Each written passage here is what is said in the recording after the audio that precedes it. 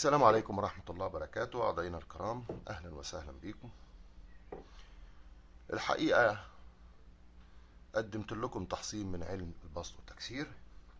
النهاردة أشرح لكم تحصين روحاني قوي جدا بقاعدة من مثلث الغزالي من علم الأوفاء. الباب ده شديد جدا، منها ان انا بديك قاعدة تقدر تصنع منها ابواب تانية كتير جدا، ولكن انا اختزلتها في تحصين. لو جبنا الأوفاء والمثلث وقلنا قاعدة، القاعدة عندنا بتسمى من 6 أشياء، ألا وهم: أول شيء هناخد لفظ الجلالة، تاني شيء هناخد الملك وهو مثلا جبريل، بعد كده بناخد اسم الشخص اللي هو الطالب، بعد كده بناخد المطلوب وهو مثلا حصن، وبناخد مثلا اسم حفظ، حصن وحفظ. طيب ايه اللي يناسب معاهم من اسماء الله الحسنى؟ ناخد اسم الله حفيظ. بعد كده بناخد ضروب الفلك وهي غتم. لو اجتمعت معانا الاشياء دي يبقى احنا اول حاجة هنحسبهم، نكتب بالجدول الجمل اعدادهم. الله مثلا 66، جبريل هيبقى 245، فلان اللي هو الطالب يعني فرضا نقول 161، حصن حفظ هنقول 1136، حفيظ يبقى 998، غتم هتبقى 1440. طب ايه هي غتم؟ سبق وشرحتها لكم، اللي هي عدد ضروب الفلك. لما تضرب 4 طبائع في 30 يوم في الشهر في 12 شهر في السنة يديك 1440. ده لو عايز العمل دايم. لغاية دلوقتي احنا شرحنا الأعداد. طيب احنا في لمحة كده صغيرة عايزين ان احنا نعملها مع بعض، ألا وهي مبدئيا نحط بس المثلث الطبيعي اللي هو المشهور المعروف عند الناس. ايه هو المثلث الطبيعي ده؟ وهنا 1 2 3 4 5 6 7 8 9، ده الطبيعي. طيب اما بقى مثلث السر اللي عليه العمل، اللي هو فيه تزويج الطبائع. اولا احنا عندنا العناصر: النون يعني تراب، وهنا بيت التراب يعني تاء، وهنا بيت الهواء يعني هاء، وهنا بيت الماء يعني ماء. في النص حرف القاف هو القطب، وهنا العرش يعني حرف العين، وهنا الكرسي مثلا يعني حرف الكاف، هنا القلم يعني حرف القاف، هنا اللوح يعني حرف اللام. المسألة بتاعتنا دي فيها شقين مهمين جدا، ألا وهو النوراني والظلماني. تعالوا كده نحسبها مع بعض، نمشي خطوة خطوة. النوراني في الجملة بتاعتنا معروف ان هو لفظ الجلالة الله، والملك اللي هو جبريل معروف ان هو نوراني، واسم من اسماء الله الحسنى معروف ان هو نوراني. يبقى احنا خدنا من الجملة الثلاثة النورانيين.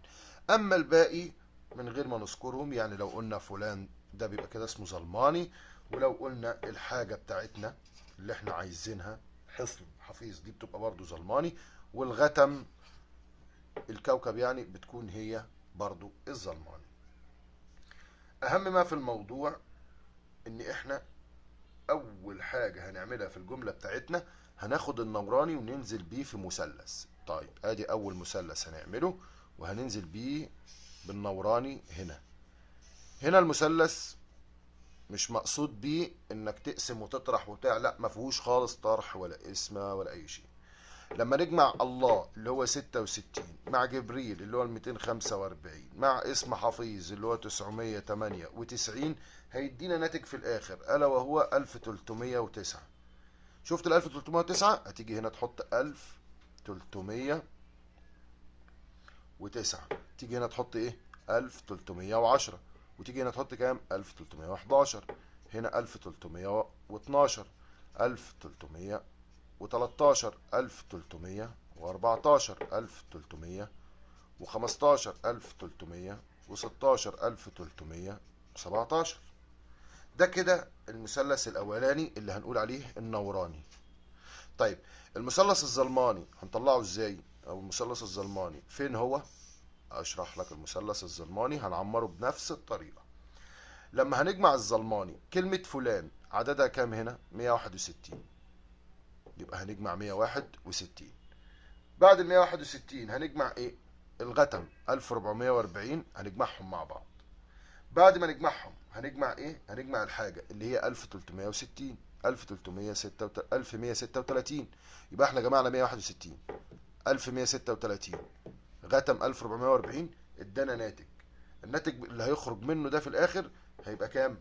2737.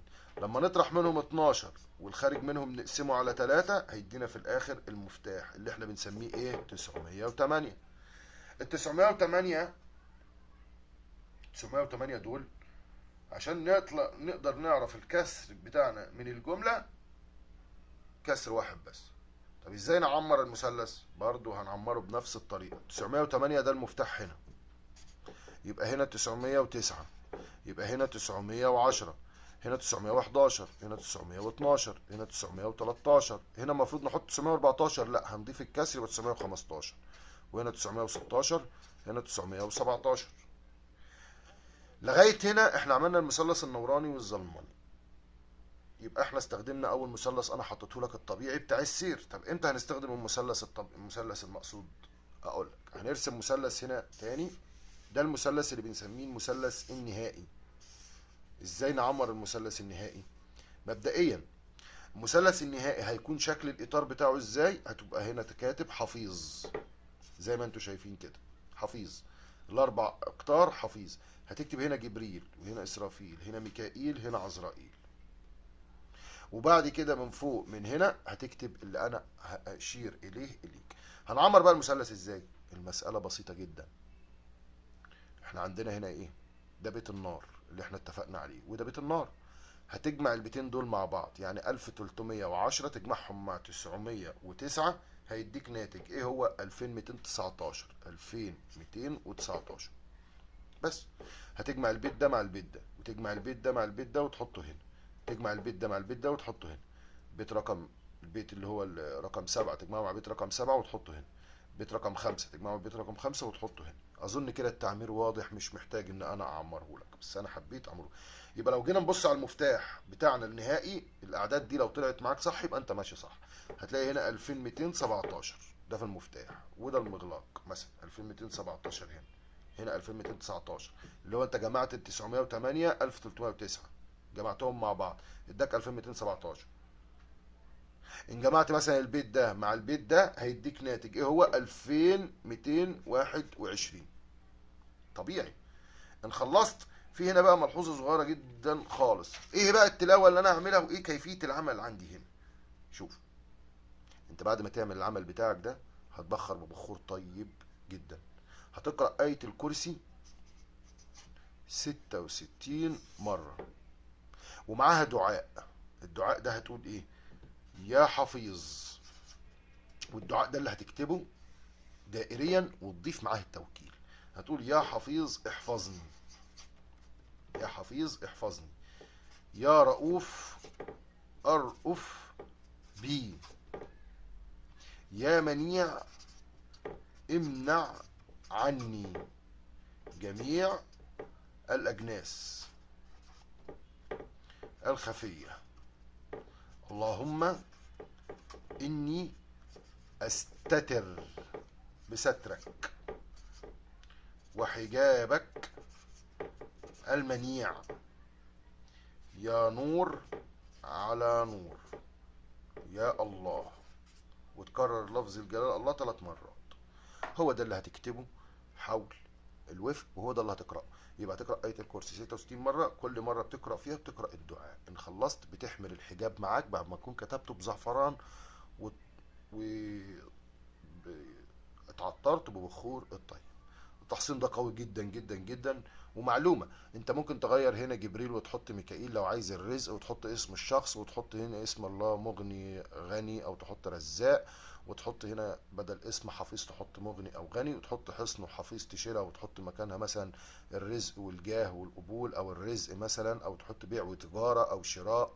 يعني ممكن تغير القاعدة وتعمر نفس الوفق بنفس الطريقة، وتشيل يا حفيظ وتحط يا رزاق يا غني يا مغني أغنني، وتشيل آية الكرسي وتحط آية الرزق أو سورة الواقعة أو ما شابه.